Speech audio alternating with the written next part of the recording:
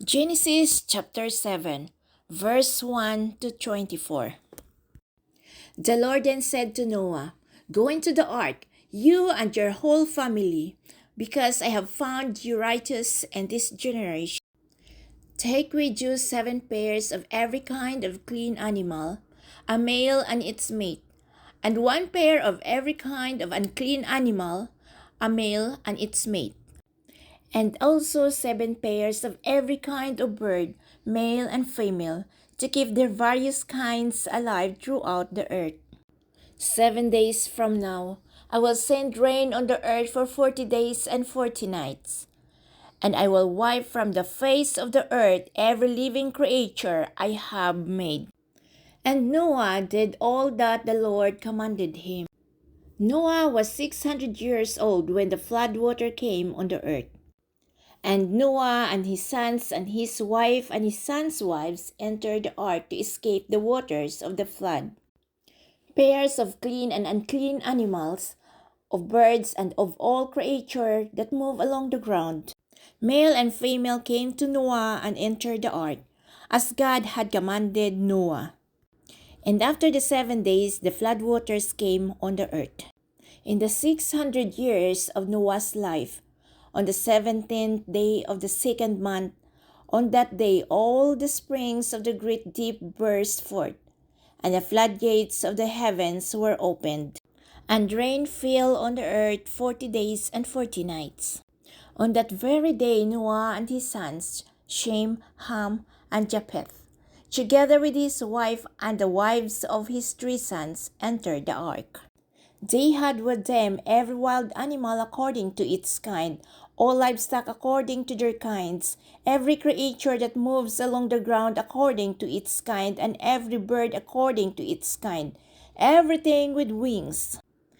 Pairs of all creatures that have the breath of life in them came to Noah and entered the ark. The animals going in were male and female of every living thing, as God had commanded Noah. Then the Lord shut him in. For 40 days the flood kept coming on the earth, and as the waters increased, they lifted the ark high above the earth. The waters rose and increased greatly on the earth, and the ark floated on the surface of the water. They rose greatly on the earth, and all the high mountains under the entire heavens were covered. The waters rose and covered the mountains to a depth of more than 15 cubits.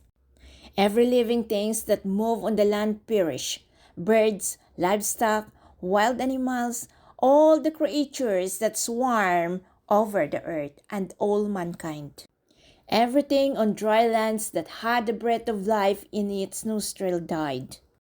Every living thing on the face of the earth was wiped out: people and animals, and the creatures that move along the ground, and the birds were wiped from the earth.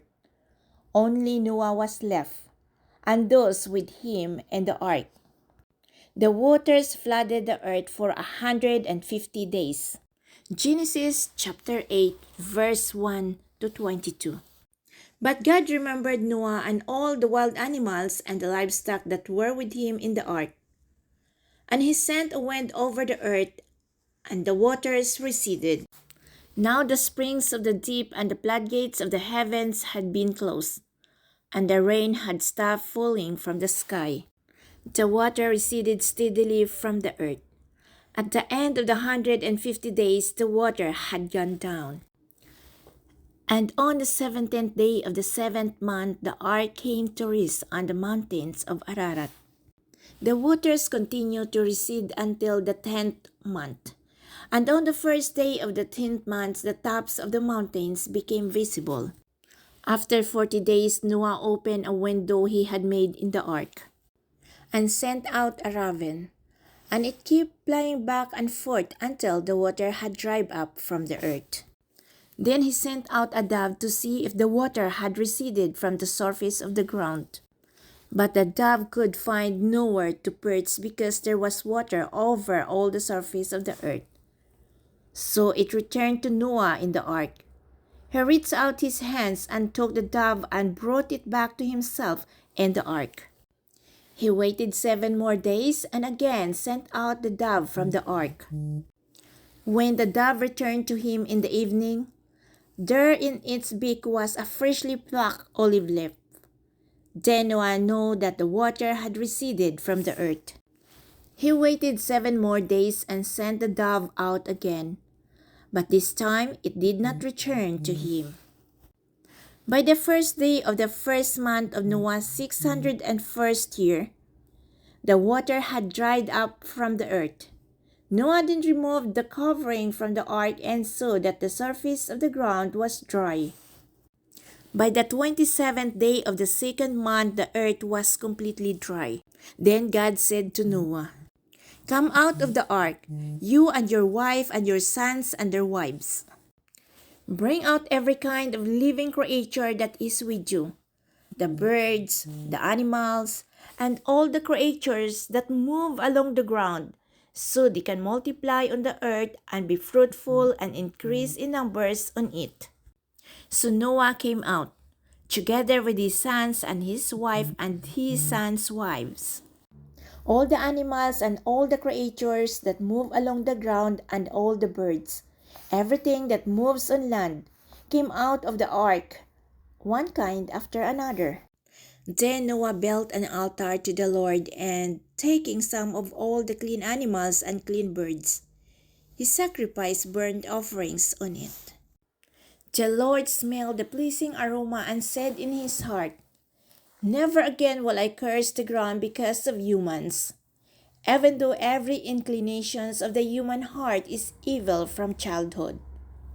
And never again will I destroy all living creatures as I have done. As long as the earth endures, seed time and harvest, cold and heat, summer and winter, day and night will never cease."